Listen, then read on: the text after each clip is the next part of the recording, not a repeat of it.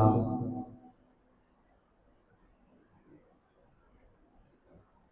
श्रीमद् भागवत महापुराण की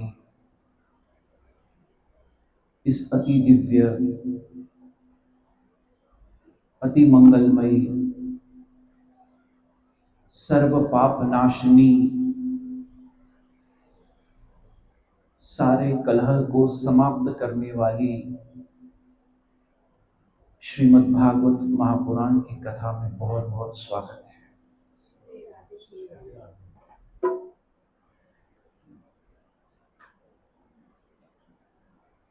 मैं जब भी इस बात पर विचार करता हूं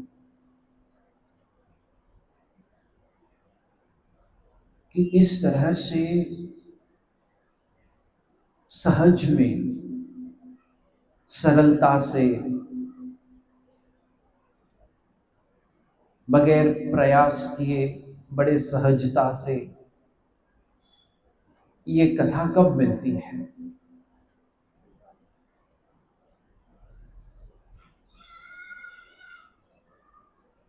आइडियली ये बड़ी रेयर है, बहुत दुर्लभ है। इसे तो देव दुर्लभ कहा गया। देव दुर्लभ अर्थात देवताओं को भी इस कथा का अनधिकारी बता दिया गया था, क्योंकि जब इस कथा का गान करने शुकदेव गोस्वामी जी बैठे तो देवता अमृत का कलश लाए और शुकदेव गोस्वामी जी से कहा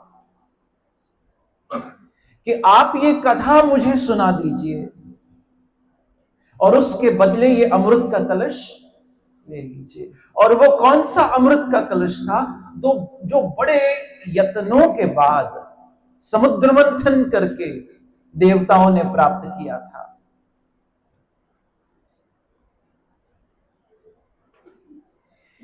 लेकिन शुकदेव गोस्वामी जी ने सारे देवताओं को यह कहा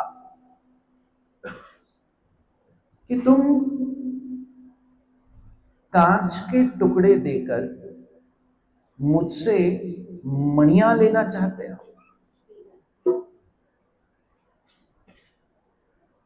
ये किस तरह का व्यापार करने तुम चले आए। मुझे तुम कांच के टुकड़े दे रहे हो और उसके बदले मुझसे ये भागवत कथा मांग रहे हो, अर्थात कीमती बहुमूल्य मणि रूपी भागवत कथा मांग रहे हो। इसलिए कहा कि देवताओं, तुम ये कथा सुनने के अधिकारी अभी नहीं बने हैं, क्योंकि वास्तव में इस कथा को कुछ देकर पाया ही नहीं जा सकता। कभी कभी लोग मुझसे भी पूछते हैं कि राधे श्याम जी आप कितना चार्ज करते हैं, तो जवाब यही निकलता है जो हमें हमारे गुरुदेव ने सिखाया है कि हम कथा का चार्ज नहीं करते, लेकिन औरों की बैटरी जरूर चार्ज कर लेते हैं।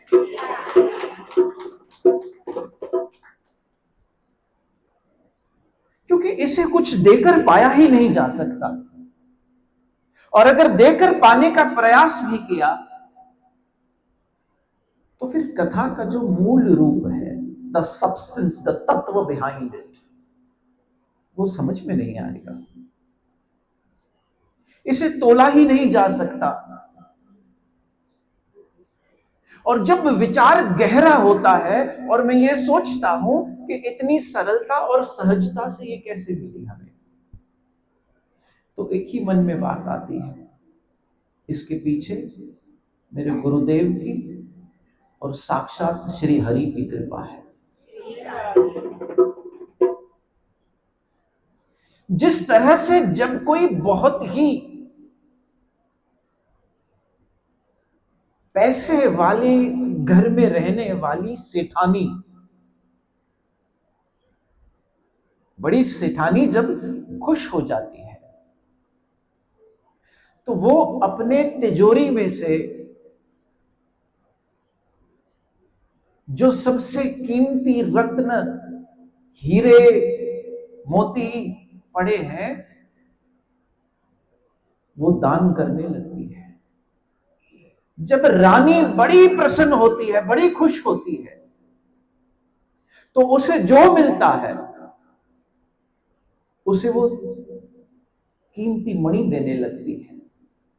इसी तरह से ये भाव मन में आता है कि बिल्कुल इस कथा के पीछे हमारी राधा रानी जरूर प्रसन्न है, तब वो अपने तिजोरी में से ये हरि कथा निकाल कर लौटा रही है। जो जो हम सुनने वाले हैं 7 दिनों तक, समझ लेना कि वो बड़े कीमती रत्न अपने तिजोरी में से वो सेठानी अर्थात राधिका रानी कीमती रत्न निकालकर इस हरि कथा के रूप में बांट रही है। जब तक कृपा, देखिए 3 तरह की कृपा होती है, समझ लीजिए इस बात को। एक होती है हरि कृपा या गोविंद कृपा, एक होती है गुरु कृपा, और एक होती है सब कृपा। सब मतलब हम खुद पर भी कृपा करते हैं,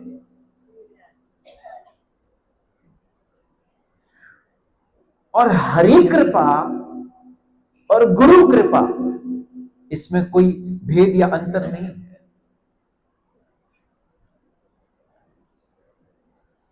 ये तो हो चुकी,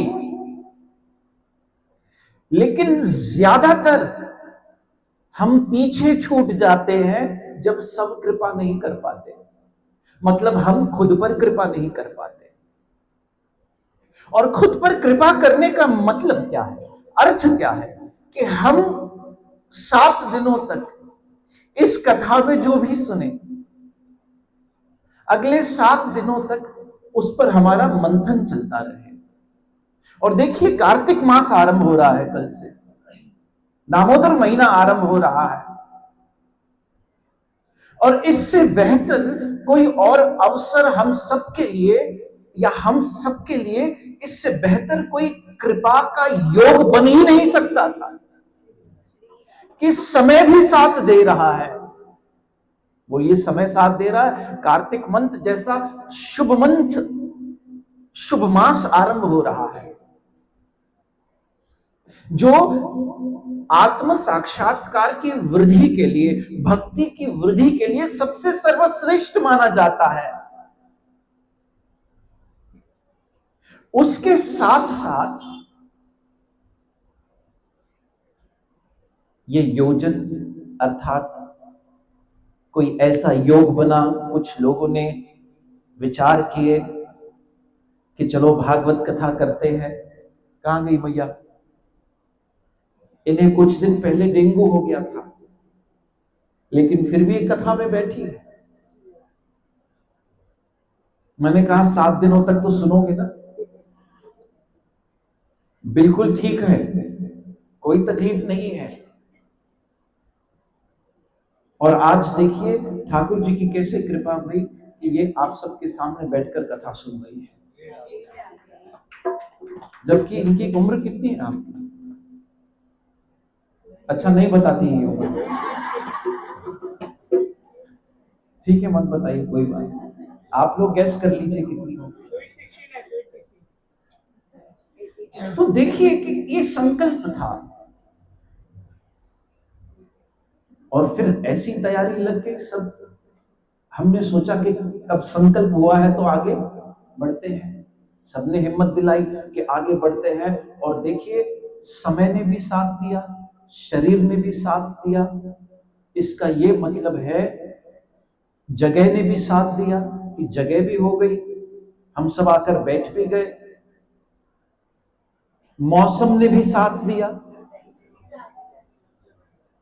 इसका ये मतलब है जरूर ठाकुर जी की कृपा से, ये गुरु महाराज की कृपा से ये कथा हुई।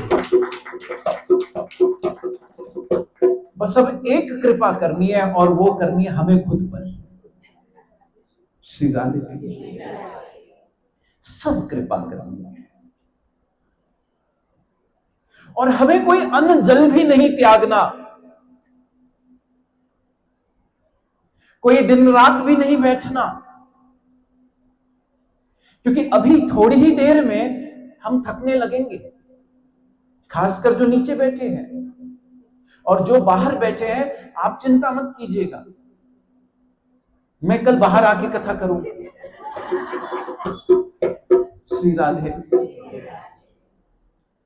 तो हम सब बस अब अपने आप पर कृपा करें, क्योंकि ये देव दुर्लभ भागवत कथा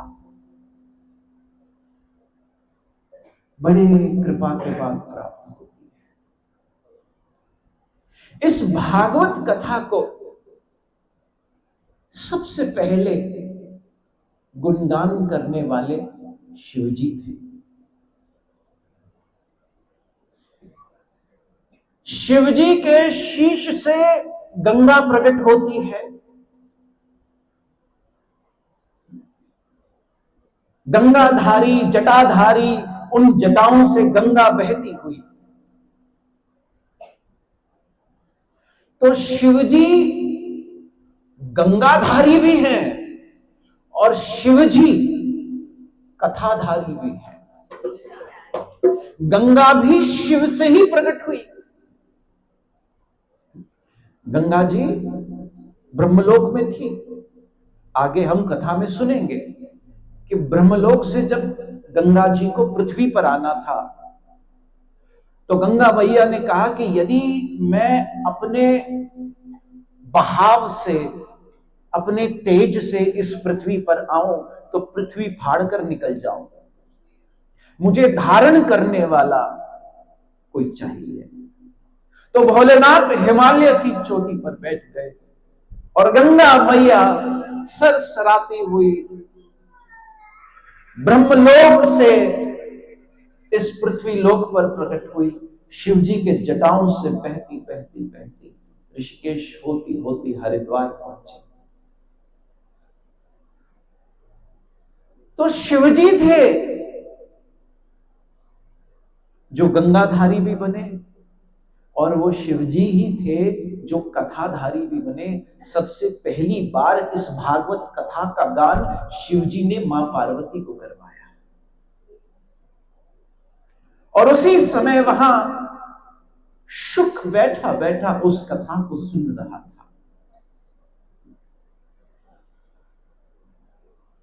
ये इस कथा का सबसे पहला गान हुआ जब शिवजी, मां पार्वती और गणेश जी साथ में बैठते हैं गृहस्थ परिवार के रूप में। तो ये हमेशा कृष्ण कथा करते हैं, राम कथा करते हैं। पद्म पुराण का तुलसीदास जी की चौपाई है, उमा कहूं मैं मत अपना, कि मैं कहना, उमा मतलब पार्वती को कह रहे हैं, उमा कहूं मैं मत अपना, सत्य हरि भजन जगत सपना। शिवजी कहते हैं अगर कुछ सत्य है तो वो हरि भजन है। हरे कृष्ण कृष्ण कृष्ण हरे हरे, हरे राम राम राम हरे हरे।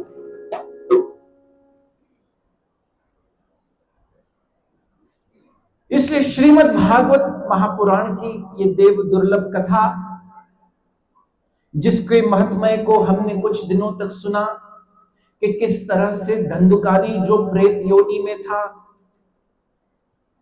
उसके आत्मा को मुक्ति मिल गई। ये कथा सुनकर जो लोग कई दिनों से आ रहे हैं और भागवत महत्मय सुन रहे हैं, उन्होंने ये भलीभांति समझा कि किस तरह से धंधुकारी जैसा कुकर्म करने वाला इस कथा को जब अपने भाई गोकर्ण से सुनता है, वो धंधुकारी जो प्रेत योनि में प्रवेश कर चुका होता है अपने कर्मों के कारण।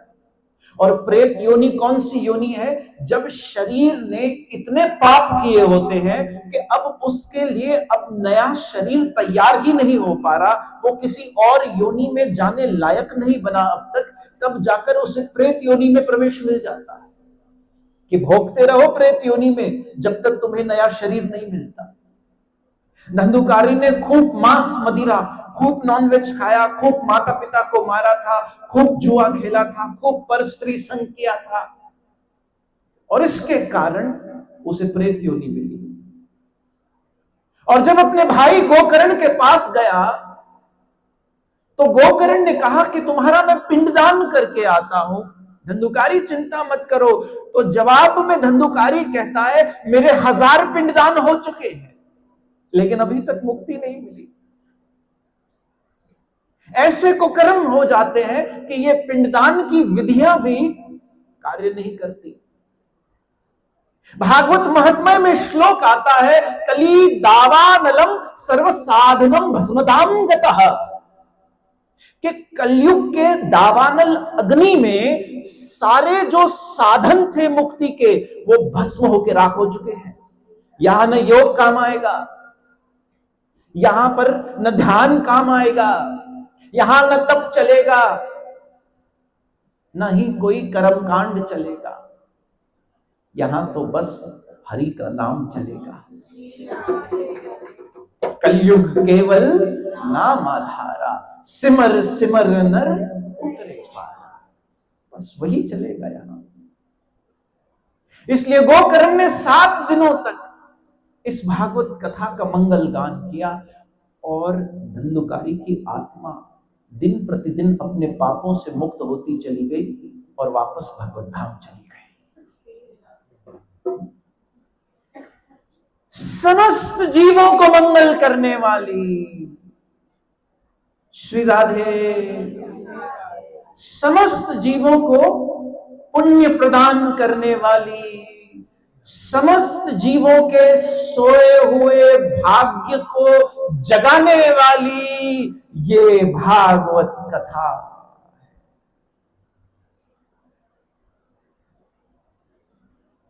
भक्ति देवी अपने 2 पुत्रों के साथ जब वृंदावन पहुंची तो उसके दोनों पुत्र ज्ञान वैराग्य वृद्ध हो चुके थे।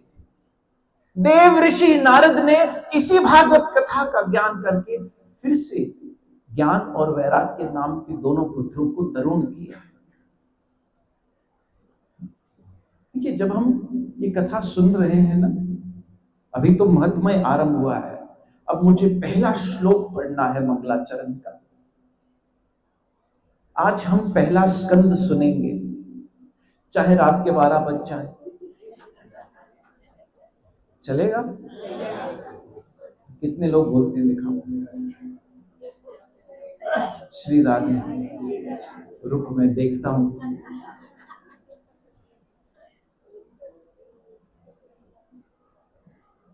इस भागवत कथा को कहा है सर्वकाले सुखदा। सर्वकाले सुखदा, काल मतलब समय, कि at any given point of time, whether it is midnight, ब्रह्म मुहूर्त, शाम का समय, दोपहर का समय, सुबह का समय, कोई मायने नहीं रखता। किसी भी समय पर इस कथा को सुनिए, ये आपको वही फल प्रदान करेगी। जैसे बहती हुई गंगा नदी, सरिता है, नदी को क्या कहते हैं? सरिता। बहती हुई गंगा नदी,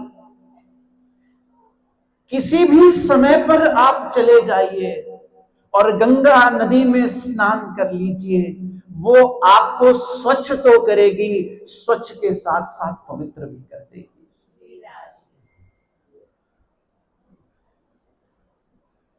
मंदिर में हम फिर भी समय पर जा सकते हैं, समय पर नहीं पहुंचे तो मंदिर बंद हो जाएगा। लेकिन नदी में हम जिस समय जाएं उस समय उसका लाभ ले सकते हैं।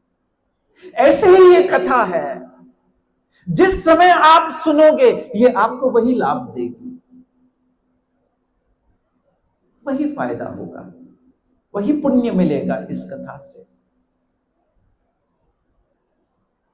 और देखिए, बहती हुई नदी है ना, इसके कुछ गुण होते हैं।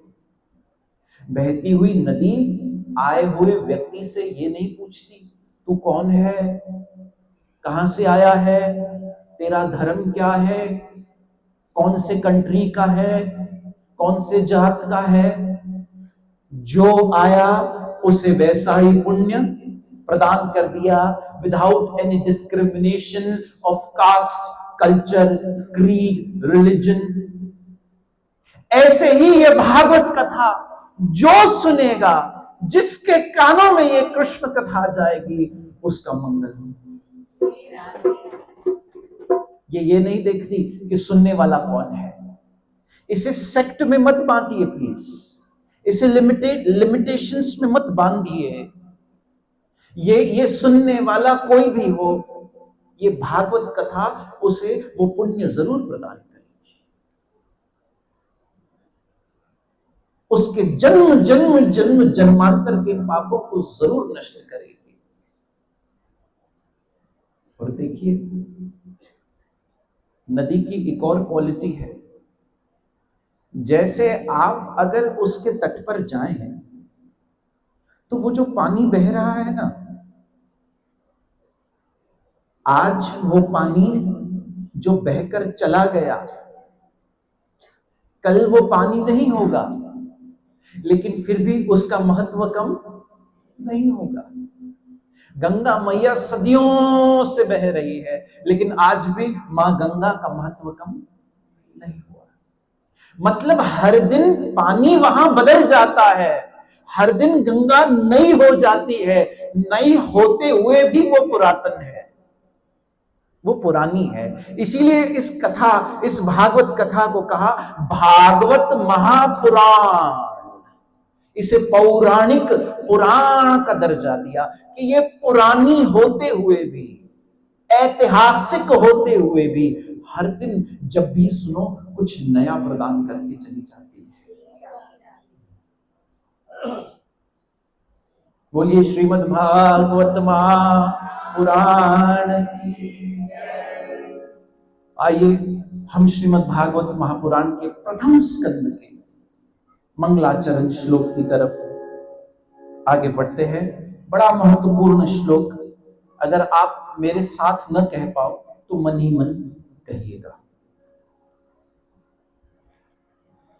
जन्मादस्य यतो व्याधितरतस्य चार्थेषु अभिज्ञस्वरात्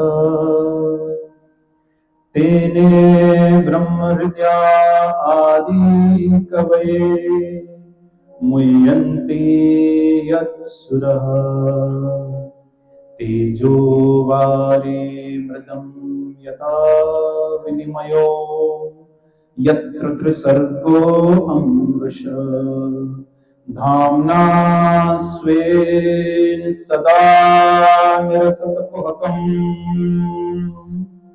सत्यं परं धीमहि सत्यं परं धीमहि।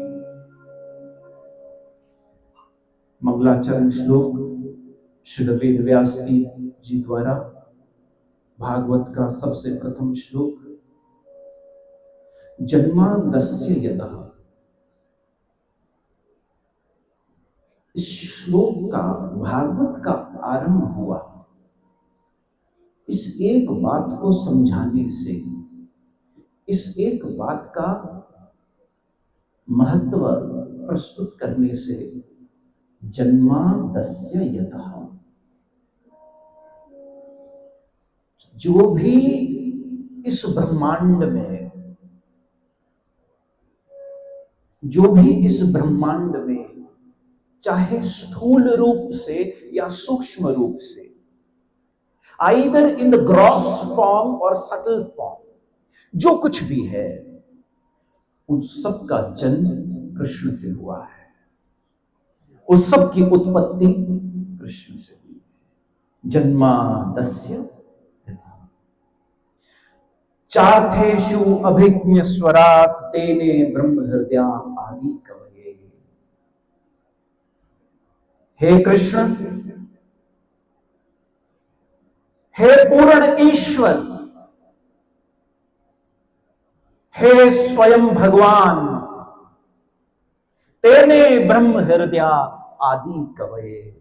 सबसे पहले ज्ञान का काव्यन, सबसे पहली बार ज्ञान का प्रदान आपने ब्रह्मा जी के हृदय में किया। और हे कृष्ण, आप वो हैं मुह्यंती, मतलब जो बड़े ज्ञानी विज्ञानी हैं, बड़े मुनिगण हैं, उनको भी अपने माया के जाल से भ्रमित करके रखना। तेजो वारी मृतम,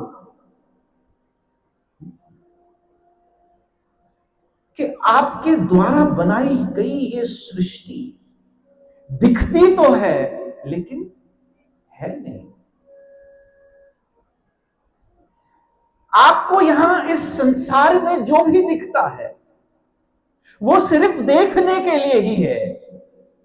उसे जब हम पाने का प्रयास करते हैं तो हाथ कुछ नहीं आता। जिस तरह से हम एक मिरर के सामने, ये श्लोक समझने के लिए ये उदाहरण देना पड़ेगा, और मैं चाहता हूं इस बार हम बड़े गहराई में भागवत को समझें, क्योंकि ऊपर ऊपर से करना तो मुझे भी नहीं आता, और ऊपर ऊपर से करने में क्या है, दो चार भजन गा लो, थोड़ा बहुत यहां वहां की बातें कर लो, एक दो श्लोक पढ़ लो, हो गया। लेकिन तत्व तक समझिए, पहुंचना है, इसलिए ध्यान से सुनिएगा। एक मिरर के सामने जब हम एक एप्पल को रखते हैं तो हमें कितने नजर आते हैं, बोलिए ना, दो।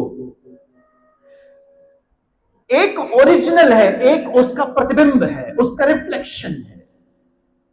जब रिफ्लेक्शन को पाने की कोशिश करोगे तो हाथ में कुछ आएगा नहीं। या यूं सोचिए, जब हम अपनी परछाई का पीछा करें तो क्या कभी उसे पकड़ पाएंगे? पीछा तो कर पाएंगे लेकिन उसे पकड़ नहीं पाएंगे।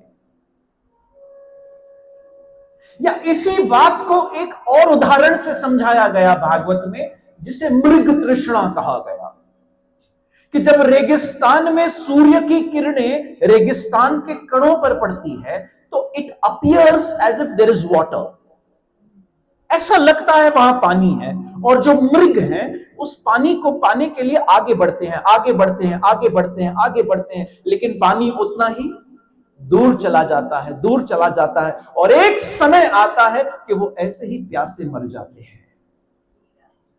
It actually depicts our life.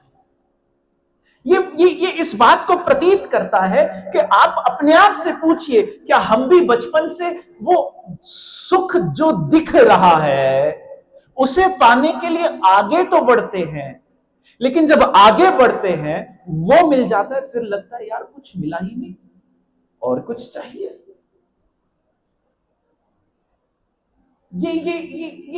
ये जो सुख का रस है वो कुछ ही दिनों तक टिकता है, फिर पता चलता है इसे पाने की इतनी कोशिश की, इतनी कोशिश की, लेकिन मिलते ही हम यूज्ड टू हो गए। जैसे आपने एक परफ्यूम लगाई, कुछ देर तक तो हमें खुशबू आई, लेकिन उसके बाद आपको नहीं आ रही, लेकिन जो आपके सामने बैठा है उसे आएगी, क्योंकि कुछ समय के बाद हमारा ये नाक उस खुशबू के यूज्ड टू हो जाता है। आपने एक नया मोबाइल लिया, कुछ दिनों तक तो बहुत अच्छा लगा, ज्यादा चलाया, लेकिन थोड़े समय के बाद आप उससे यूज्ड टू। आपने नया घर लिया, आपने नई कार ली, ये बात हर एक पर एप्लीकेबल हो जाती है। कुछ समय तक आपका उससे बड़ा स्नेह होगा, बड़ा मोह होगा, लेकिन कुछ समय बाद यूज्ड टू हो जाएंगे, फिर जिसके बारे में हम इतना सोचते थे उतना सोचने नहीं लगे। यही है वो इल्यूजन, यही है जो जो हमें ये विश्वास दिला देती है कि भाई इस वस्तु में या इस व्यक्ति में सुख है, लेकिन जब वो मिल जाती है तब पता चलता है ये कुछ नहीं था। जैसे बचपन में मैंने एक कविता सुनी थी, दूर से देखा, आप लोगों ने भी सुनी है? दूर से देखा तो ऐश्वर्या राय बाल बना रही थी, लेकिन पास जाकर देखा तो भैंस पूंछ हिला रही थी। ऐसे ही ये दुनिया की जो माया है ये सुख को एडवर्टाइज बहुत अच्छा करती है, बहुत अच्छी तरह एडवर्टाइज करती है और हम उसकी तरफ आगे बढ़ जाते हैं, लेकिन बाद में पता चलता है जिसके पीछे हम आगे बढ़े वहां तो सुख था ही नहीं। तेजो वारी मृदम, इसी को यहां पर कहा गया कि गोविंद आपकी ये माया बड़ी अद्भुत है, बड़ी अद्भुत है। बड़े बड़ों को नचाती है, बड़े बड़ों को घुमाती है, बड़े बड़ों को चक्र में फंसा देती है। और अंत में इस श्लोक में वेदव्यास ने कहा इस सब के बीच एक आप हो जो इन सब से परे हो, क्योंकि सत्यम परम धीमहि। ये श्लोक अपने आप में गायत्री मंत्र है, इसलिए पहला श्लोक भागवत का अपने आप में गायत्री मंत्र है, इसलिए अंत में आया सत्यम परम धीमहि। आप ही परम सत्य हैं, आपसे बढ़कर और कोई सत्य है नहीं। गीता में गोविंद स्वयं कहते हैं मतातः पराक्रम नान्यात किंचिदस्ति धनंजय, मुझसे परे और कोई सत्य है ही नहीं। बाकी सब कुछ भ्रमित करने वाला है, होते हुए भी नहीं है, और गोविंद आप नहीं दिखते हुए भी सब जगह हो। एक सूफी कवि ने कहा जे मैं तेनू बाहर ढूंढा ते अंदर कौन समाया, जे मैं तेनू अंदर ढूंढा तो बाहर किसदी माया। अंदर तू है ते बाहर तू है, हर जा तेरा साया। मेरे सांवरे कन्हैया तेरा जलवा कहां पर नहीं है, वो हर जगह है, लेकिन आंखों को वो नजर नहीं आता। और दुनिया हमें दिखती है। अरे हम जब अपना चेहरा भी आईने में देखते हैं वो झूठ देखते हैं, क्योंकि अगर झूठ नहीं देख रहे होते तो बदला होता। निकालो अपने शादी के एल्बम, आज जाना घर में एक होमवर्क करना, अपने शादी के एल्बम्स निकालिएगा जरूर। हाँ मां ये थी भैया यार, हम खुद को ही खुद पहचान नहीं पाते। क्यों? क्योंकि वो आईना जो हमें दिखाता है वो झूठ दिखाता है, ये परिवर्तनशील दुनिया दिखाता है जो जैसी दिखती है लेकिन वैसी है नहीं। तेजो वारी मृदम, इसमें सत्य क्या है? इसमें सत्य कृष्ण सिर्फ आप हो, सत्यम परम धीमहि।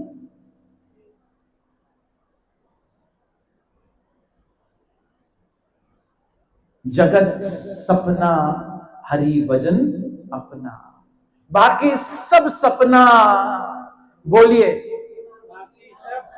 बाकी सब सपना, एक हरि अपना, बस वही अपना है, वही अपना है।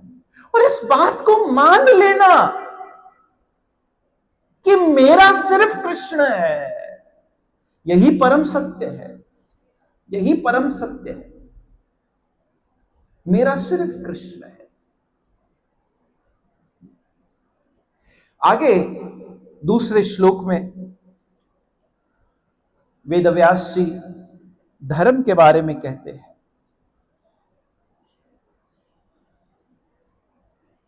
धर्म प्रोजितः कैतवतर परमो निर्मत्सराणां सतां वेद्यां वास्तवामत्र वस्तु शिवदं तपोत्रयनमूलनम् श्रीमद्भागवते महामुनिकृते किं वा परेरीश्वर सद्यो हृदय अवृध्यते तत्कृतिभिः शुशुष्भैस्तत्क्षणात्।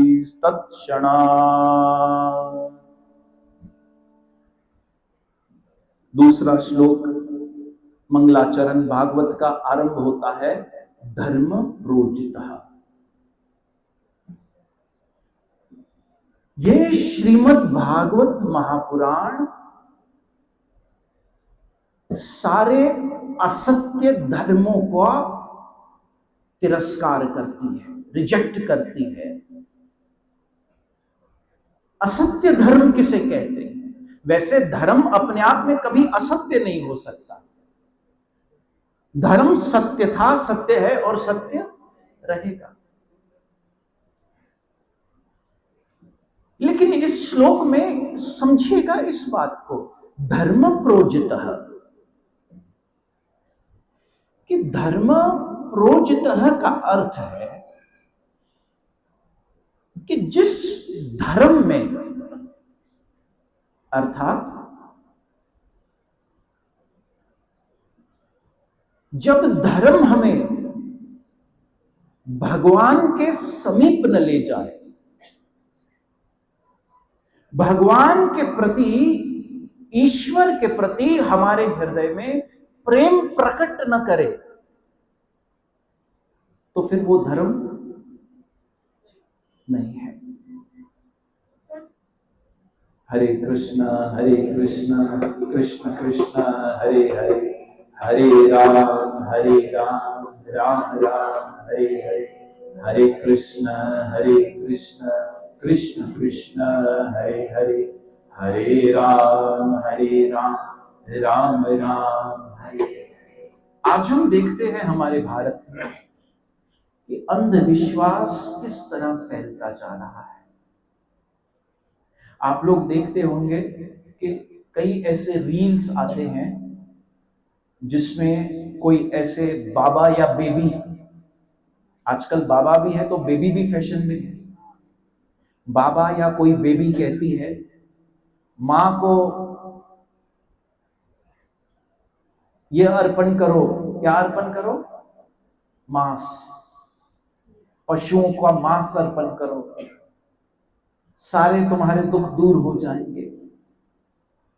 धर्म प्रोजितः, ऐसे चीटिंग रिलीजन को भागवत रिजेक्ट करती है, इसे नकारती है और कहती है कि ऐसे प्रकार के अंधविश्वासों को तज देना चाहिए, यू शुड गिव अप।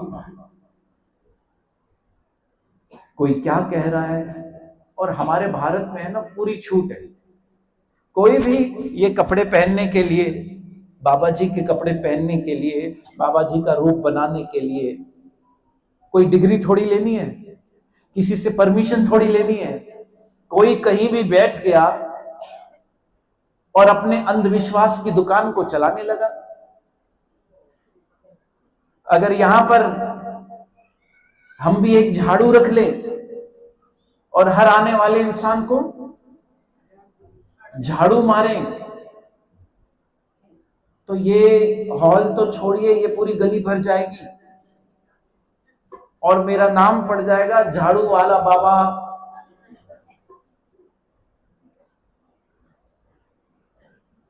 हम न जाने किन किन बातों में उलझे हुए हैं। कई लोग अपनी कुंडली दिखाने जाते हैं और वो कुंडली दिखाकर सामने वाला सोचता है कि कुछ इसको ऐसा डराऊं मैं। एक व्यक्ति गया अपनी कुंडली दिखाने, अब पहले से ही डरा हुआ था, अब शक्ल देख के इतना तो समझ में आता है कि ये चिंताओं में है। जैसे मैं अभी किसी को कहूं बच्चा तेरा शनि चल रहा है। तो वो कहेंगे महाराज क्या पूजा कराएं, बताइए आप, कुछ बताइए पूजा। तो उसने ऐसे तुक्का मार दिया कि भाई तेरा शनि, वो भी सोच रहे हैं हाँ यार, घर पर पत्नी के साथ नहीं बन रही, बिजनेस में लॉस हो रहा है, हेल्थ ठीक नहीं चल रही, पक्का मेरा शनि चल रहा है, बताओ महाराज क्या पूजा करूं। कहा पूजा करनी पड़ेगी, 10,000 रुपए का दक्षिणा लगेगी पूजा में। कहा महाराज 10,000 रुपए तो मेरे पास। महाराज ने थोड़ा सर खुजाया, कहा ठीक है थोड़ा शॉर्ट में कर देंगे हम, तुम 5,000 रुपए दे देना। कहा महाराज मेरे पास 5,000 रुपए भी। महाराज बड़े एडजस्टिंग थे, कहा क्रैश कोर्स करेंगे हम, तुम 2,500 रुपए दे देना। कहा महाराज मेरे पास 2,500 रुपए भी। महाराज ने कहा मैं भी मुकेम्बो का भतीजा हूं, ऐसे जाने नहीं दूंगा। कहा तुम एक काम करो, 1,000 रुपए दे दो, मैं 1,000 में भी कर लूंगा पूजा। कहा 99% डिस्काउंट पे आ गया, 1,000 रुपए में भी कर दूंगा। कहा महाराज मेरे पास 1,000 भी नहीं है। बोला 500, बोला 500 भी नहीं है। बोला 50 रुपए ही दे दे। बोला बेटा तू वापस चला जा, तेरा शनि भी कुछ नहीं बिगाड़ सकता, इसकी जेब में इतने भी नहीं है, शनि भी बेचारा क्या बिगाड़ेगा, चला जा। तो इन बातों में प्लीज मत उलझिएगा। अगर ग्रह नक्षत्र खराब चल रहे हैं, हरि कथा और हरि नाम करो, सब ठीक हो जाएगा। क्योंकि इन ग्रहों को चलाने वाला कौन है? गीता में कृष्ण कहता है मयध्यक्षेन प्रकृति सुयते सचराचरम, कि इन सारे ग्रहों को, चर तथा अचर, इन सबों का नियंत्रण करने वाला कृष्ण कहता है मैं हूं। तो जब हम कृष्ण शरण में चले जाते हैं, तो ये ग्रह कृष्ण के लिए क्या है पता है? मान लो हमारा ग्रह ऐसा है, हमारा ग्रह टेढ़ा है, तो कृष्ण को ग्रह को सीधा ही तो करना है, ऐसे उठाया और ऐसे सीधा कर दिया, क्योंकि वही नियंत्रण है, उसी के हाथ में सब कंट्रोल है। ये टेढ़ा ग्रह है, ऐसे उठा के ऐसे कर दिया, सीधा हो गया। हमारे गुरुदेव एक बहुत अच्छी बात कहते हैं, आप लोगों ने रबर स्टैंप देखा है? बोलिए ना, रबर स्टैंप पर कैसा लिखा होता है? उल्टा लिखा होता है। लेकिन जब वो रबर स्टैंप पेपर के ऊपर झुक जाता है तो उल्टा लिखा हुआ कैसा हो जाता है? तो चलो मान लिया, लोग कहते हैं भगवान ने हमारी किस्मत उल्टी लिखी है, जिस काम में हाथ डालते हैं उल्टा हो जाता है। मान लिया आपकी इस बात को, लेकिन इस उल्टी लिखी हुई किस्मत को आकर गोविंद के चरणों में झुका दो, ये उल्टी लिखी हुई भी सीधी हो जाएगी। सारे अंधविश्वासों से ऊपर उठना यही भागवत धर्म सिखाता है, यही भागवत धर्म सिखाता है। और परम धर्म की आगे बात की गई भागवत में, सभई पुंसा परमो धर्म यतो भक्ति ततोक्षजे। श्री सूत गोस्वामी जी को शौनिक आदि ऋषि पूछते हैं कि परम धर्म क्या है, तो सूत गोस्वामी जी बताते हैं परम धर्म भक्ति है। यतोत भक्ति ततोक्षजे, और कैसी भक्ति? अहेतु की भक्ति। जब हमारा, देखिए, जब हमारा हृदय, जब हमारा दिल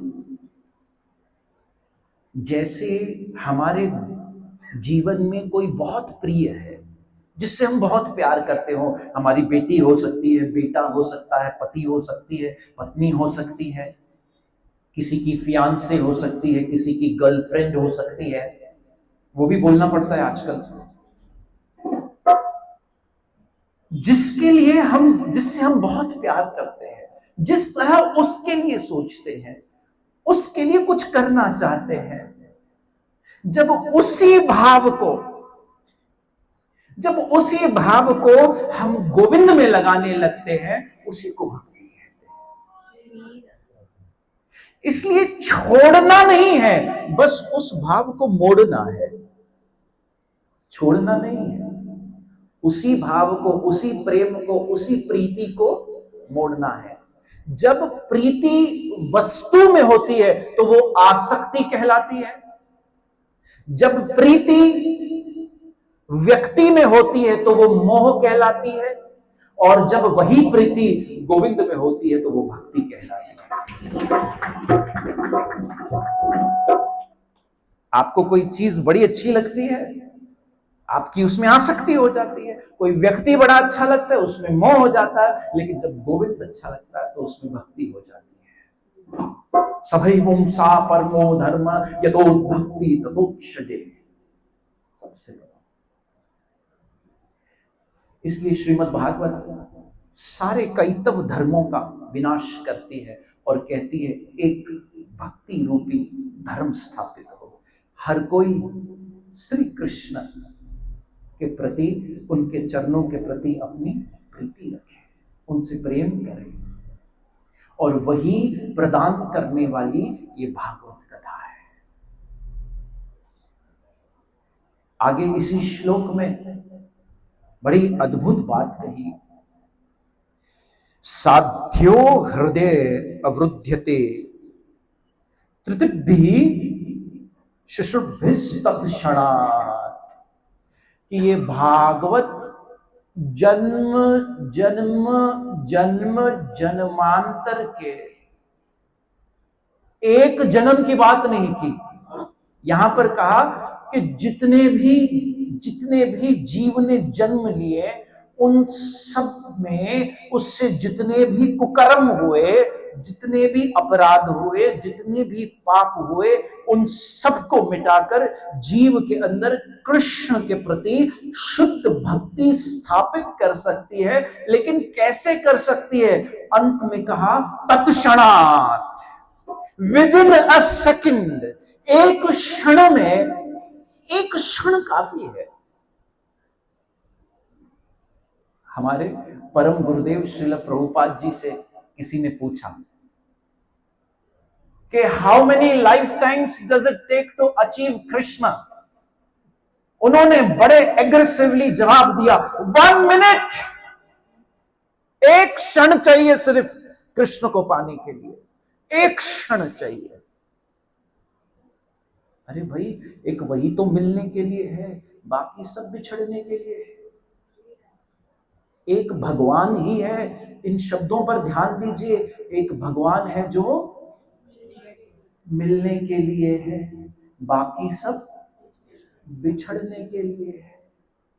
सोच के देखिए, दुनिया, हम कहते हैं हमें ये मिला, हमें अपने जीवन में ये मिला, ये मिला, ये मिला। अरे जो भी मिला है वो इनकमिंग, कल आउटगोइंग हो जाएगा।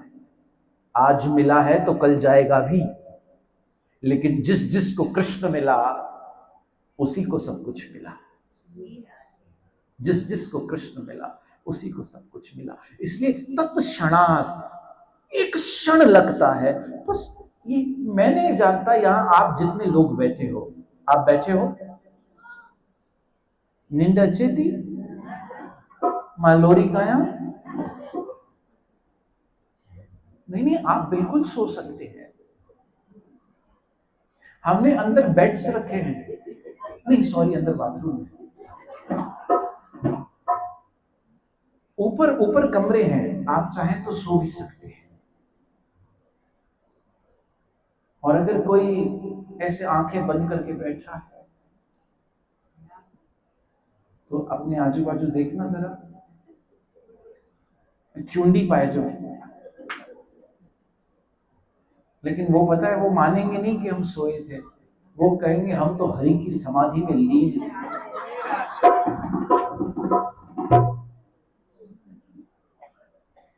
एक क्षण लग सकता है। मैं नहीं जानता आप में से कौन यहां जो आए हैं, एक बात इस भागवत की हृदय पर लग जाए, मैं सच कहता हूं, जब हम इस भागवत कथा से जाएंगे ना, तो खाली नहीं जाएंगे। हमारा दुपट्टा, हमारी उंगली पकड़ के वो कन्हैया भी साथ जाएगा। तत्क्षणात् एक क्षण लगता है दिल पिघलने को कृष्ण के लिए, और एक बार वो पकड़ लेता है ना भाई, ओ हो, बिहारी तेरी नैनों में, मां के बिहारी के लिए कहते हैं, बिहारी तेरी नैनों में क्या भरा ये टोना है। भाई जो तुझे देख ले, बिहारी तेरी नैनों में क्या भरा ये टोना है, तुझे देखना मतलब खुद से हाथ धोना है, खुद को खोना है। बड़ा अद्भुत श्लोक।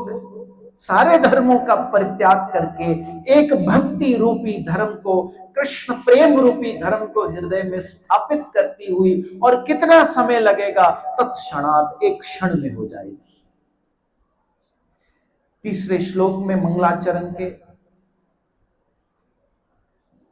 वेदव्यास जी लिखते हैं, निगम कल्पत्रोर्गलितं फलम सुखमुखादमृत द्रव संयुतम पिबत भागवतम रसमालयम मुहुरहो रसिका भुवि भावकः। निगम कल्पत्रोर गलितम, आप भी कहिए ये श्लोक, चलिए ये बड़ा सरल श्लोक है। निगम कल्पत्रोर गलितम फलम सुख मुखा अमृत द्रव संयुतम पिबत भागवतम रसमालयम मुहुर अहो रसिका भुवि भावकः।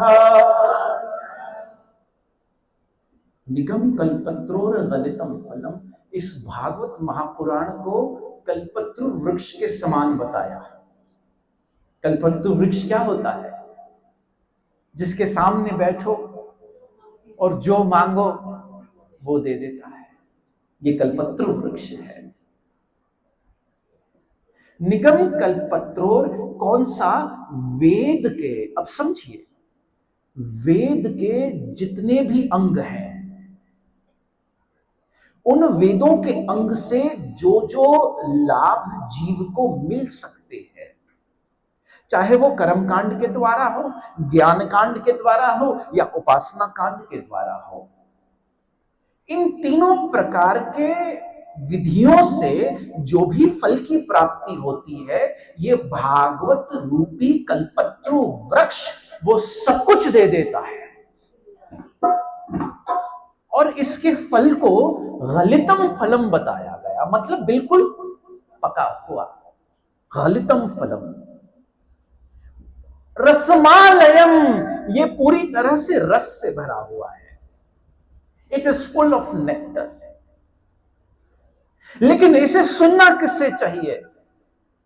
और देखिए, एक बात पर आपने गौर किया, यहां पर फल की बात कही गई, लेकिन खाने की बात नहीं कही गई। पिबत भागवतम रस मालयम, पिबत मतलब पीना। यहां पर यह नहीं कहा गया फल को खाना, यहां पर फल को पीने की बात की गई। क्योंकि एक फल होता है जिसे हम मुंह से खाते हैं, लेकिन ये भागवत रूपी वो रस है जिसे हम कानों के द्वारा पीते हैं। ये कानों में ये जो शब्द जा रहे हैं हरि कथा के, भागवत कथा के, ये सब हम वैसे कानों से सुना जाता है, लेकिन भागवत रूपी रस को पिया जाता है। और क्योंकि ये रस है, इसमें सॉलिड कुछ भी नहीं है, या इसमें फेंकने लायक भी कुछ नहीं। It is full of bliss. पिबत भागवतम रसमालय, और सारे भव बंधनों से मुक्त करने वाली ये अद्भुत श्रीमद् भागवत की कथा बताई गई। आगे इन तीनों श्लोकों का मंगलाचरण करके वेदव्यास जी नैमी शरण के ऋषियों की बात करते हैं कि नैमी शरण में सूत गोस्वामी जी महाराज एक दिन उत्तरायण के समय, उत्तरायण कौन सा समय होता है? जब सारे बादल हट गए होते हैं, उस समय अपनी सारी दिन की दिनचर्या को आरंभ करते हैं और शौनक आदि ऋषि जो उनके शिष्य थे वहां बैठे थे और अपने गुरुदेव सूत गोस्वामी जी से प्रश्न पूछते हैं। 6 प्रकार के प्रश्न शौनक आदि ऋषि ने सूत गोस्वामी जी से पूछे। सबसे पहले शौनक आदि ऋषि अपने गुरु सूत गोस्वामी जी के से कहते हैं कि आज बड़ा पवित्र दिन है, आप हमें कृपया करके इस कलयुग में जो सबसे मुक्ति की परम विधि है उसके बारे में बताइए। आप हमें यह बताइए कि भगवान के कौन कौन से अवतार हुए। आप हमें यह बताइए कि नंद नंदन यशोदा नंदन ब्रज में जन्म लेकर क्यों आए। कृष्ण तो अजन्मा है, उसका कोई जन्म नहीं होता, लेकिन उस अजन्मे भगवान को, उस अजन्मे कृष्ण को जन्म क्यों लेना पड़ा। ये प्रश्न पूछते गए और अंत में एक बड़ा महत्वपूर्ण प्रश्न पूछा हम सबके लिए। मैं फिर वो पढ़कर आपको सुनाता हूं क्योंकि ये हम सबके लिए पूछा, इसलिए ये पढ़ना बहुत जरूरी है। प्रायेण अल्प आयुष सभ्य कलाव अस्मिन् युगे ज्ञानः मंदः सुमंद मतयो मंद भाग्य उपद्रतः। मंदा सुमंद मतयो, सबसे पहली बात कही प्रयेण, प्रयेण अल्प आयुष कि हे सूत गोस्वामी, हमारा यह प्रश्न है कि अभी कलयुग आरंभ हो रहा है और इस कलयुग में ज्यादातर लोगों की अल्प आयुष, मतलब उनकी जो लाइफ स्पैन होगा, उनका जो जीवन होगा वो बड़ा छोटा होगा। और छोटे जीवन के साथ साथ मंदा सुमंद मतयो, they will be very unfortunate. उनकी जो बुद्धि रहेगी वो बड़ी मंद रहेगी, मंद बुद्धि के होंगे। अब यहां मंद बुद्धि का अर्थ क्या है? मंद बुद्धि का अर्थ यह है जो मात्र शरीर के बारे में ही सोचेंगे, जिनके अंदर ये विवेक समाप्त हो जाएगा, this consciousness would be dead, कि वास्तव में हम जीवात्मा है। मंदा सुमंद मतयो, और इतने दुख बढ़ जाएंगे, इतनी समस्याएं बढ़ जाएंगी, इतनी परेशानियां बढ़ जाएंगी कि देखिए कलयुग में हमें लगता है हम बड़ी एडवांसमेंट कर रहे हैं। मानते हैं आप? ऐसा लगता है हम सबको? बोलिए, एडवांसमेंट हो तो रही है। ये सारी एडवांसमेंट क्यों होती है आपको पता है? 2 चीजों के लिए, एक टाइम बचाने के लिए और एक जिंदगी को आसान बनाने के लिए। इसीलिए होती है ना। आप सोचिए, जो भी एडवांसमेंट हुई आज तक, ये हवाई जहाज क्यों बनाए गए? राइट ब्रदर्स ने प्लेन इन्वेंट क्यों किया? समय बचाने के लिए, जिंदगी को आसान बनाने के लिए। घोड़ा गाड़ी से हम कार पर क्यों आए? समय बचाने के लिए, जिंदगी को आसान बनाने के लिए। ये व्हाट्सएप क्यों आया? समय बचाने के लिए, जिंदगी को आसान। ये स्विगी जोमेटो क्यों आए? समय बचाने के लिए, जिंदगी को।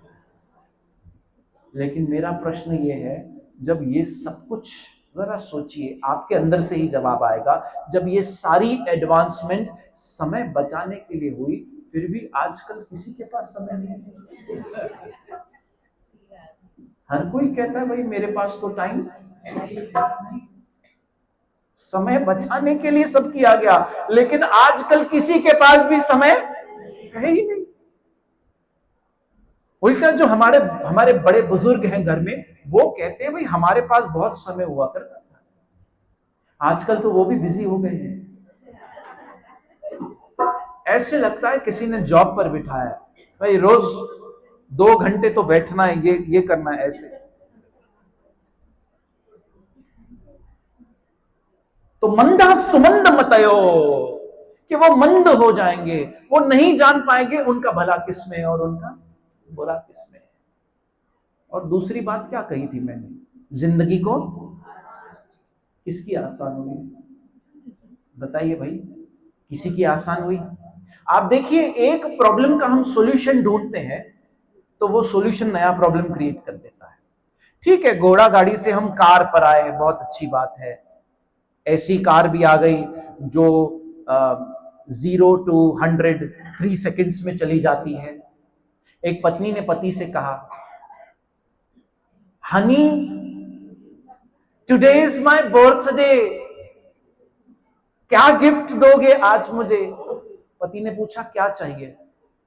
उस पत्नी को कार्स का बड़ा शौक था। उसने कहा, give me something which goes to 0 to 100 in 3 seconds. पति ने कहा, मैं तुझे वेइंग स्केल ला कर देता हूं, तू चढ़ जा। हो गए 100 पार। तो हमने ये प्रगति कर ली कि गाड़ियां भी बना ली, लेकिन बताइए उसने हमारा जीना आसान किया? मैं तो देख रहा हूं लोग ट्रैफिक में जब फंसते हैं तो गालियां देते हैं एक दूसरे को, कभी कभी मारते भी हैं, रोड रेज हो जाते हैं। एक्सीडेंट्स का एक प्रॉब्लम आ गया, रोड रेज का प्रॉब्लम आ गया। तो एक सॉल्यूशन की, लेकिन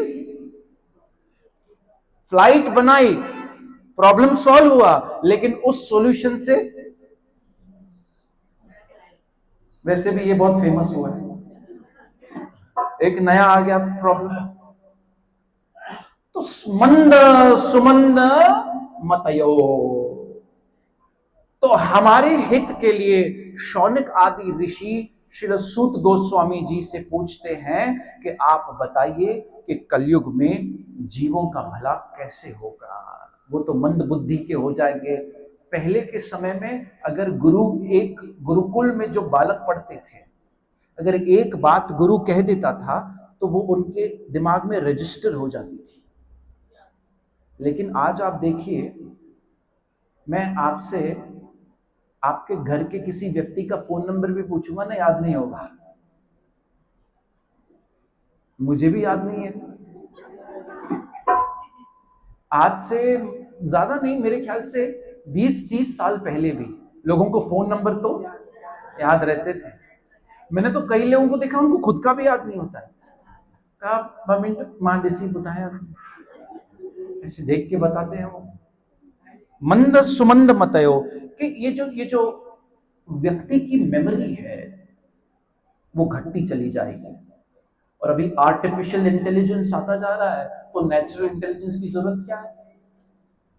सूत गोस्वामी जी का ये जो शौनक आदि ऋषियों का श्लोक है, कितना सटीक है, कितना पॉइंट पर है कि मंदा सुमंद मतयो, इंसान डम्ब होता जा रहा है, फोन स्मार्ट होता जा रहा है, नेचुरल इंटेलिजेंस गायब होती जा रही है, आर्टिफिशियल इंटेलिजेंस आती जा रही है। मंद सुमंद मतयो, आप देखिए कि किस तरह से लोग, एक पूरी ट्रैजेक्टरी बदल रही है मानव जाति की। हम कहां जा रहे हैं, किस तरह जा रहे हैं, कुछ नहीं पता। आगे इन 6 प्रश्नों का उत्तर देते देते सूत गोस्वामी जी वर्णन करते हैं वेदव्यास का।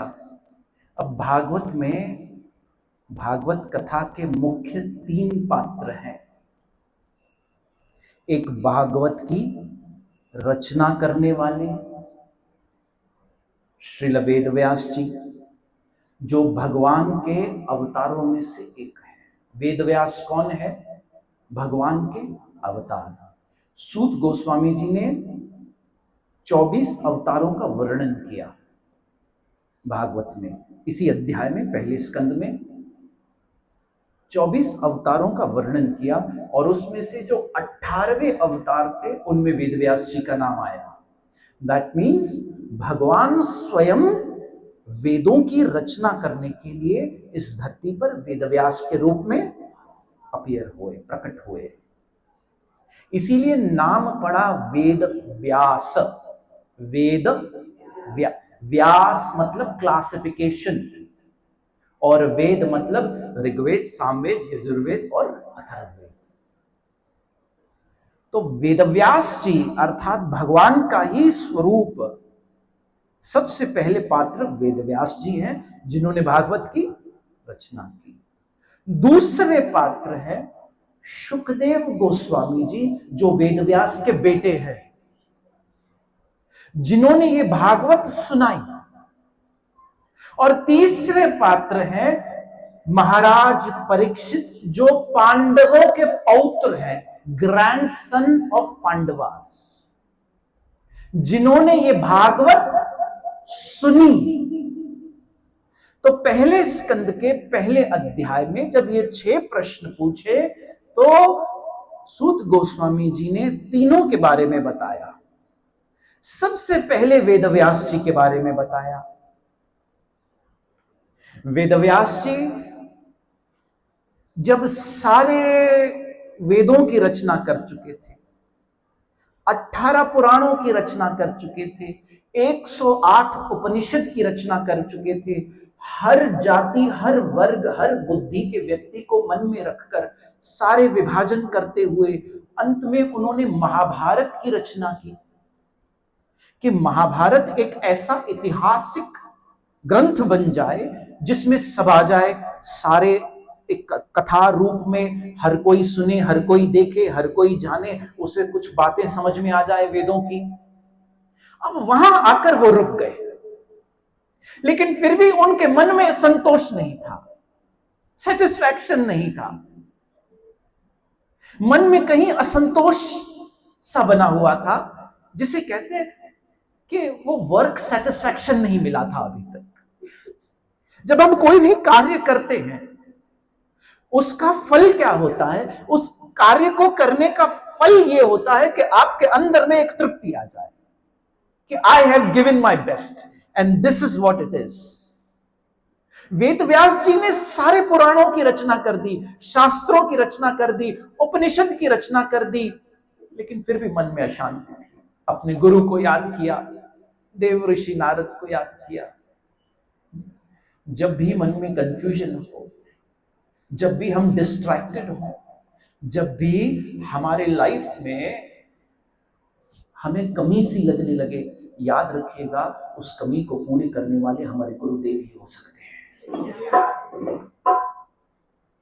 नारद मुनि वेदव्यास जी से कहते हैं कि तुम्हारे असंतोष का कारण मैं जानता हूं वेदव्यास, तुम बिल्कुल सही विचारधारा पर हो कि सब कुछ तुमने रचना कर दी, लेकिन अभी भी मन में संतोष क्यों नहीं है?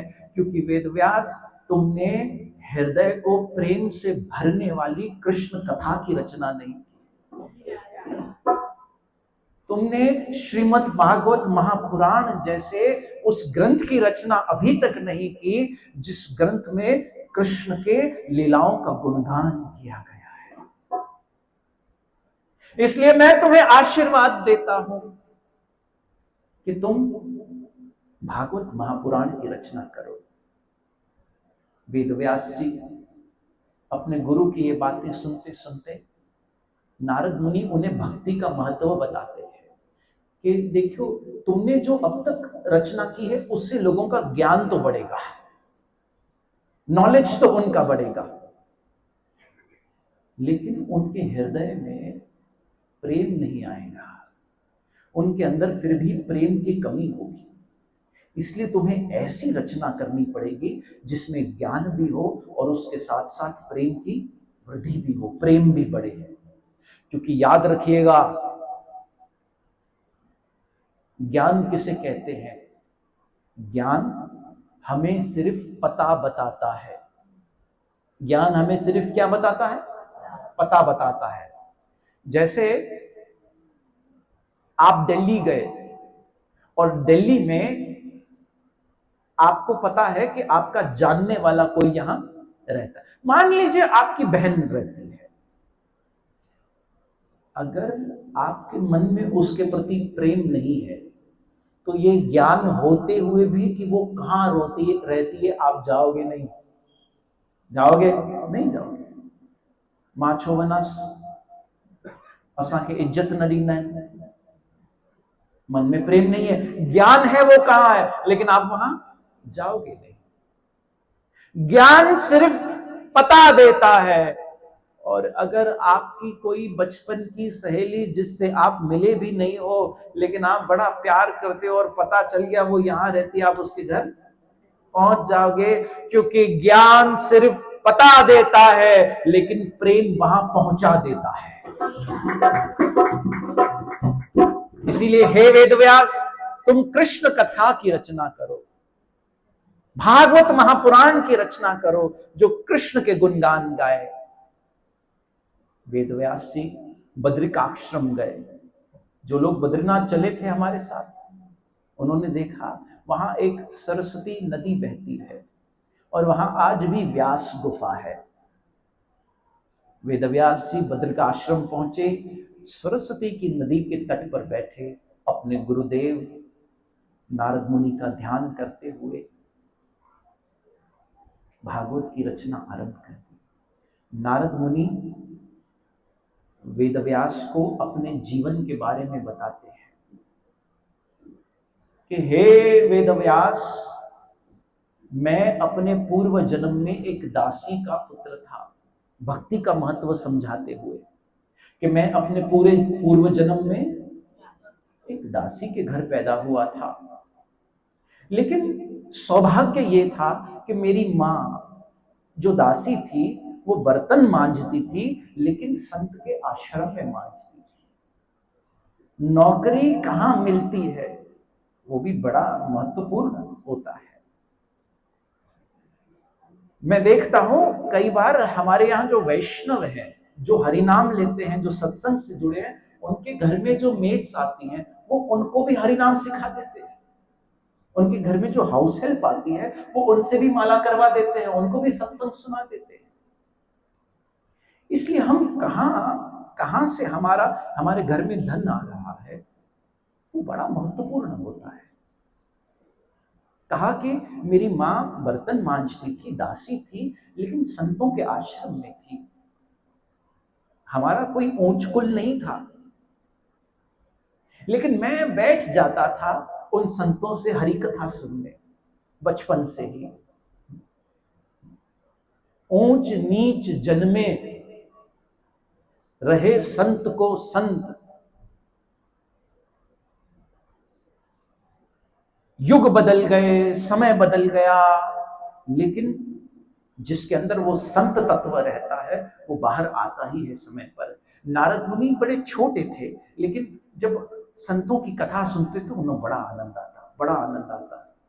जब संत भोजन पा लेते और झूठा छोड़ देते, एक दिन नारद मुनि ने जैसे ही उस झूठे भोजन को ग्रहण किया, अंतर के सर्व ताप विनाश हो गए, सारे कर्म समाप्त हो गए और पूरा अंतःकरण शुद्ध हो गया। भगवान को जब भोग लगाते हैं तो वो प्रसाद होता है, लेकिन भगवान के शुद्ध वैष्णव भक्त को जब भोग होता है तो वो महाप्रसाद हो जाता है। तो जब उन्होंने संतों का जूठा ग्रहण किया तो जन्म जन्मांतर के कर्मों से मुक्त हो गए, पापों से मुक्त हो गए। एक दिन वो संत जब जाने लगे तो वो भी खड़े हो गए और कहने लगे मुझे भी अपने साथ ले चलो, मैं भी आपके साथ हरि कथा कीर्तन करूंगा। संतों ने समझाया, नहीं बेटा, तुम्हारी अभी मां जीवित है, तुम्हें अपनी मां की सेवा करनी चाहिए, उसे अकेला नहीं छोड़ना चाहिए। फिर जब मां भगवत धाम चली जाए फिर तुम आ जाना। नारद मुनि अपनी मां के साथ रहने लगे। एक दिन उसकी मां का पैर एक सांप पर पड़ा। जैसे ही सांप पर पड़ा, सांप ने माता को डस लिया और वहीं उनके माता के प्राण निकल गए। संत जाते जाते नारद मुनि को मंत्र देकर गए थे, ओम नमो भगवते वासुदेवाय। इसलिए आपने देखा होगा कि नारद मुनि भी जब मंत्र देते हैं अपने शिष्यों को तो यही मंत्र देते हैं। इसलिए मंत्र हमेशा गुरु परंपरा से आना चाहिए, और जो हमारे गुरुदेव ने परंपरा के द्वारा हरिनाम दिया है उसी मंत्र को जपना चाहिए। उसी से बल मिलता है, आध्यात्मिक बल प्राप्त होता है। और मंत्र कौन सा होना चाहिए? हरि नाम ही होना चाहिए। उसके अन्यथा श्रम एव ही केवलम, कोई फल नहीं, कोई रस नहीं, कोई प्राप्ति नहीं। वो सिंपली एक लेबरस टास्क बताया गया। मोघ आशा, मोघ ज्ञान, मोघ कर्म विचेतसी, वो सब व्यर्थ व्यथा है। इसलिए नारद मुनि चल पड़ते हैं, भूखे प्यासे रहकर एक पेड़ के नीचे बैठते हैं और भगवत भजन आरंभ करते हैं। कई दिन बीत जाते हैं, हरिनाम पुकारते पुकारते पुकारते पुकारते पुकारते पुकारते, कहिए ना ओम नमो भगवते वासुदेवाय, ओम नमो भगवते वासुदेवाय, ओम नमो भगवते वासुदेवाय।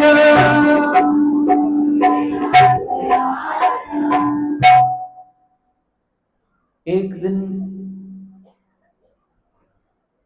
नारद मुनि अपने नेत्रों को बंद कर कर जब मंत्र जाप कर रहे होते हैं, शंख चक्र गदा पुष्प लेकर हमारे प्यारे श्री हरि प्रकट हो जाते हैं।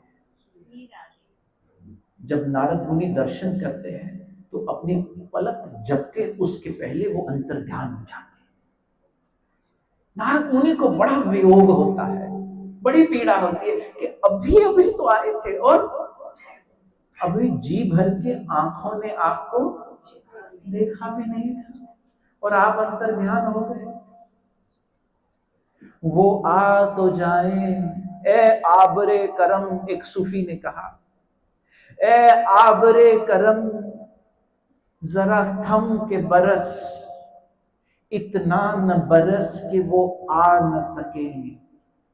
ए आबरे करम जरा थम के बरस, इतना न बरस कि वो आ न सके। वो आ जाए तो जम के बरस, इतना बरस कि वो जा न सके। कुछ ऐसा करते कि आप आ गए फिर जा ही नहीं सकते, लेकिन आप आते ही चले गए।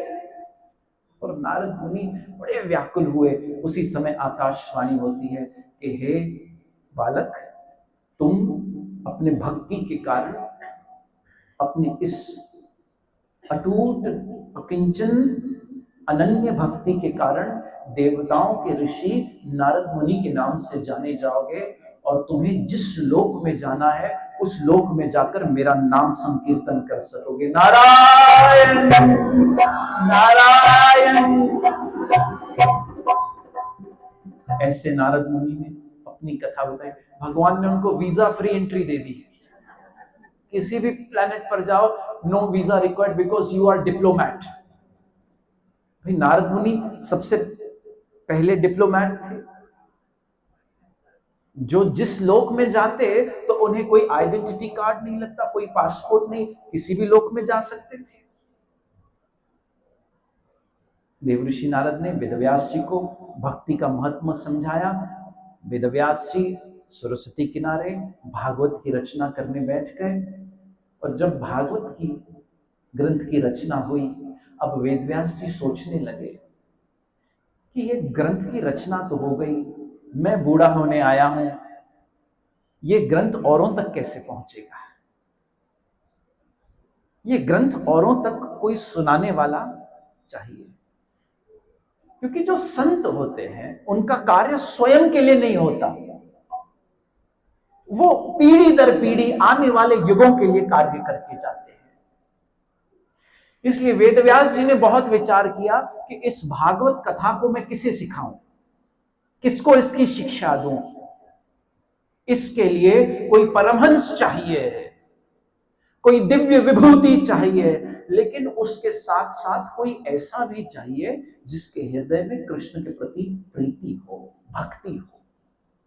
तो उनकी दृष्टि अपने पुत्र अवधूत शिरोमणि, सुखदेव गोस्वामी जी को कहते हैं अवधूत शिरोमणि, क्योंकि सुखदेव गोस्वामी जी के बारे में वर्णन करते हुए कहा कि वो 11 साल तक अपने मां के गर्भ से बाहर ही नहीं निकले। इस भाव से बाहर नहीं निकले कि बाहर गया और भगवान की माया ने मुझे भी प्रभावित कर दिया। तो 11 वर्षों तक वो अपने आकार को छोटा करके मां के गर्भ में ही थे। वो जन्म से ही सिद्ध थे, इसलिए सारी सिद्धियां थी। वो बाहर निकलना ही नहीं चाहते थे, और जब बाहर निकले, धरती पर प्रकट हुए, जब उनका आविर्भाव हुआ, तो अभी जनोई भी धारण नहीं किया था, यज्ञोपवीत संस्कार भी नहीं हुआ था कि सुखदेव गोस्वामी जी वन के रास्ते चल पड़े। और वेद व्यास जी उनके पिता बेटा बेटा बेटा कहकर जाने लगे।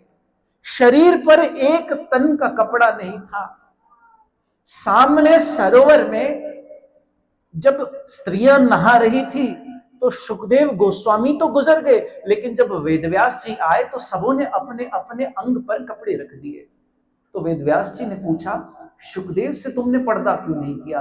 कहा कि सुखदेव में शरीर का भेद ही नहीं है, उसके लिए पुरुष और शरीर में, पुरुष और स्त्री के शरीर में कोई भेद ही नहीं है। वो ऐसे अवधूत थे, वन के रास्ते चल पड़े। कोई ऐसा परमहंस, वेदव्यास ने सोचा, हाँ वो सुखदेव गोस्वामी ही हो सकते हैं, मेरा बेटा सुखदेव ही हो सकता है। लेकिन फिर मन में बात आई कि उन तक ये भागवत, अब वो तो है अवधूत, वन में रहते हैं, तो मैं जो सब जाने जनाए हुए हैं, जिनको समस्त ज्ञान है, जो स्वयं समस्त ज्ञानी है, उनको फिर ज्ञान कैसे दिया जाए? भाई जो पूरा भरा हुआ हो भोजन से, उसको आप और कैसे खिलाओगे? क्योंकि उन्हें तो सब पहुंचे हुए हैं। तो मन में एक युक्ति सूझी, एक काम करता हूं कि अपने आश्रम के कुछ शिष्यों को भागवत के कुछ श्लोक वन में जाकर गाने के लिए कहता हूं। जब सुखदेव गोस्वामी जी जो समाधस्थ रहते हैं, उनके कान में ये श्लोक पहुंचेंगे तो वो स्वयं जानने की और जिज्ञासा करेंगे। और ये श्लोक कौन से होंगे? ये श्लोक श्री कृष्ण की, श्री नंद नंदन की रूप माधुरी को, उनकी सुंदरता को बयान करने वाले श्लोक होंगे।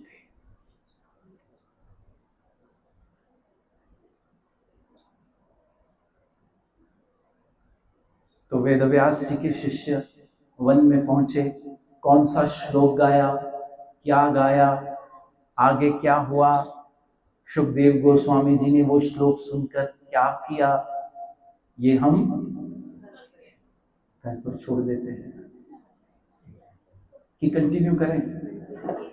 देखिए कंटिन्यू करेंगे तो फिर छोड़ूंगा नहीं, क्योंकि मैं पूरे मूड में हूं।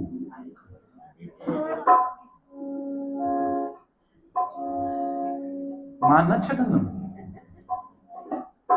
मैं सच कह रहा हूं। कितने लोग चाहते हैं हम कंटिन्यू करें? जल्दी बताइए।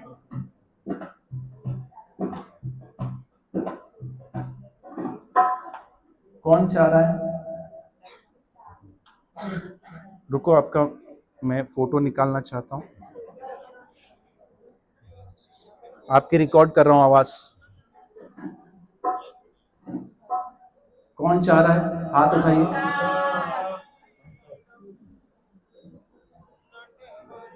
करें? चलिए इस प्रसंग को एक कंक्लूड करके, क्योंकि एक लय बनी हुई है। वेदव्यास जी ने अपने शिष्यों को कुछ श्लोक सिखाए। कहा कि तुम वन में जाकर गाना, लेकिन आधा गाना, पूरा मत गाना। अगर तुमसे आकर कोई पूछेगा कि इसके आगे क्या है, तो ही उसे सुनाना।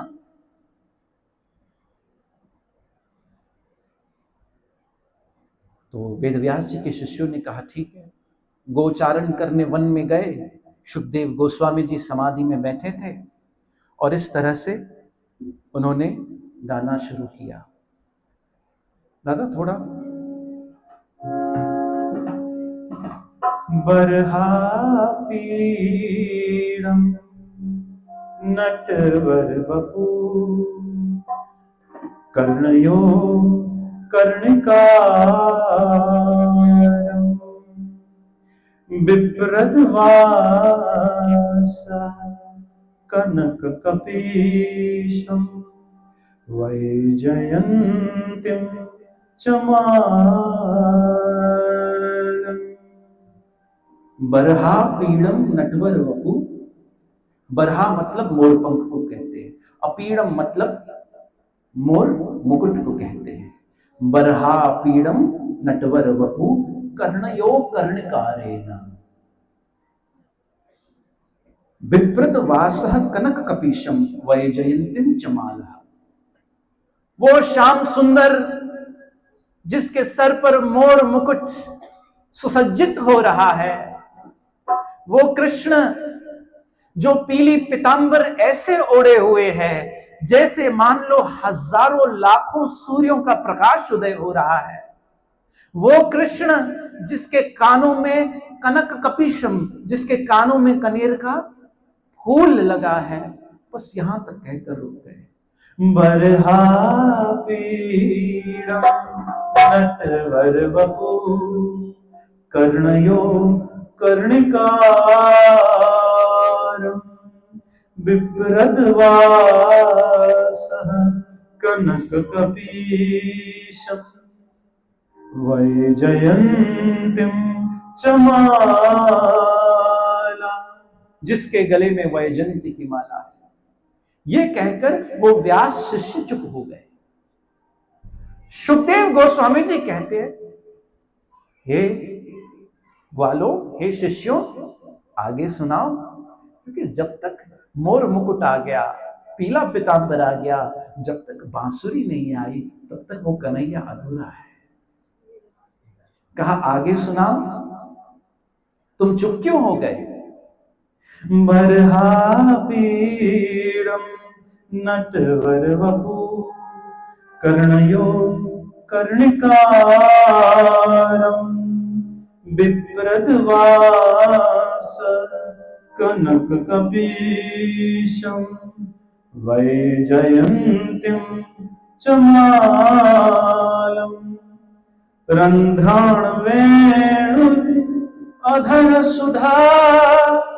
रंध्राण वेणुर जिसके रधर पर, जिसके होठों पर बंसी विराजमान है और जिसकी उंगलियां, जिसके कर कमल उस बंसी की धुन को छेड़े जा रहे हैं। रंध्राण वेणुर अधर सुधाया पूर्णयन् गोपवृन्दै वृन्दारण्यं स्वपदरमणं प्रविशाद गीतकीर्तिः। जिसके होठों पर सुंदर बांसुरी की धुन गोप वृंद को आनंद प्रदान कर रही है, और वही गोप वृंद उस प्यारे श्याम सुंदर के आसपास उसी की गुण और कीर्ति का गान कर रहे हैं। सुखदेव गोस्वामी जी जैसे ही इन श्लोकों को सुनते हैं, उनके मन में वो कृष्ण की श्याम सुंदर उस बंसीवारी की वो छवि स्थापित हो जाती है। व्यास शिष्यों से पूछते हैं कि बेटा बताओ, ये श्लोक तुमने कहां से सीखा? शिष्य बताते हैं कि ये श्लोक हमने आपके पिताजी से सीखा। मेरे पिताजी वेदव्यास से? कहा हां। कहा जरा ये बताओ ये श्लोक कहां का है? कहा ये श्लोक भागवत महापुराण का है। कहा आपको ये श्लोक भाया? वेदव्यास कहते हैं भाया नहीं, लुभाया। सुखदेव जी कहते हैं मुझे बड़ा लुभाया। कहा महाराज ये तो सिर्फ ट्रेलर था, ऐसे भागवत में 18,000 श्लोक हैं। ये सुनते ही कहते हैं अच्छा कुछ और सुनाओ।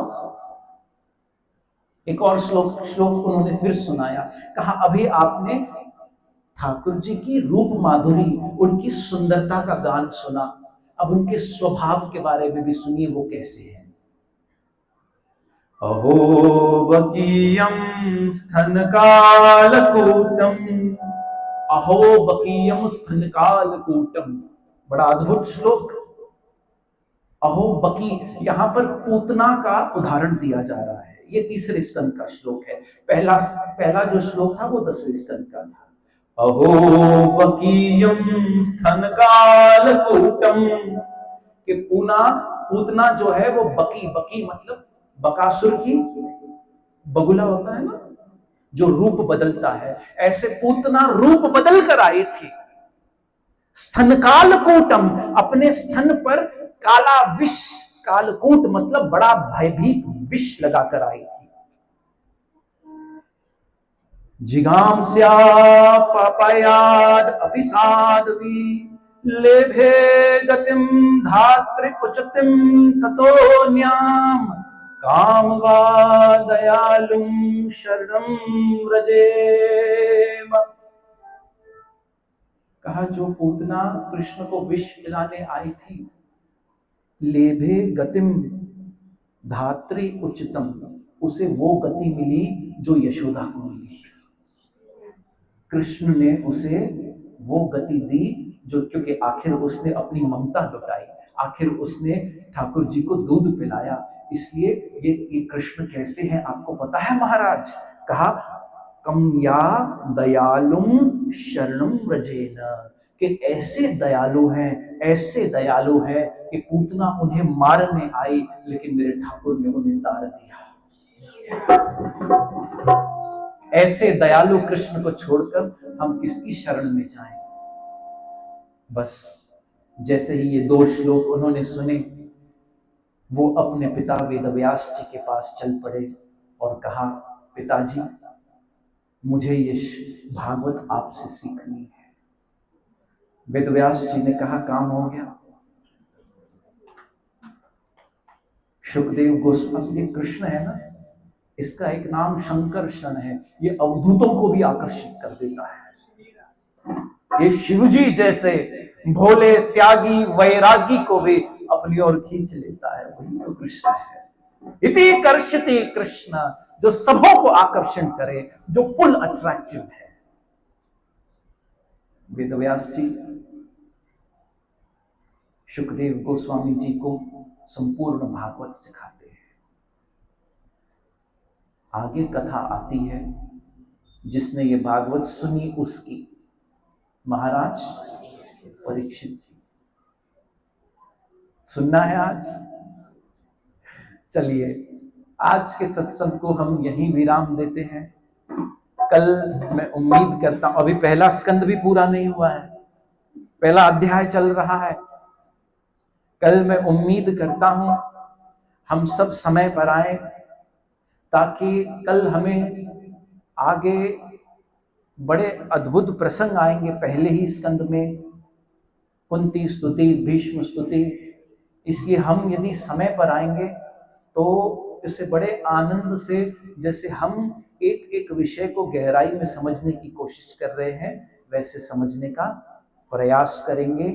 आज के लिए हम आज की भागवत कथा को यहीं पर विराम देते हैं। कल हम महाराज परीक्षित की कथा सुनेंगे, पहले स्कंद से दूसरे स्कंद की तरफ आगे बढ़ेंगे। आप कर दीजिए, जिस आदमी को अंदर बैठने का है वो जल्दी आवे, फिर नाराज होकर उनको बाहर रुकना पड़ता है, तो अंदर आने से पूरा जी हाँ, देखिए अंदर काफी जगह है जो नीचे बैठ सकते हैं। नहीं, जो भले भले अंदर अगर थोड़ा देर से भी आए तो अंदर जगह भर देनी चाहिए, मुझे लगता है, क्योंकि उस समय हम थोड़ा वेट कर लेंगे ताकि भर दें। इसलिए कल सभी प्लीज जल्दी आइए, और जिसको जल्दी जगह चाहिए तो अंदर आ जाइए, बैठ जाइए। और यहाँ बहुत अंदर जगह है आगे, तो मैं कहूँगा कि इसे भी भर दी जाए ताकि लोगों को तकलीफ न हो। तो हम कल इस कथा को गुरु कृपा से आगे बढ़ाएंगे। तब तक के लिए आप सबों से यही प्रार्थना है कि chant Hare Krishna and be happy. जय जय श्री राधे, जय जय श्री राधे। आइए 2 मिनट कीर्तन करते हैं।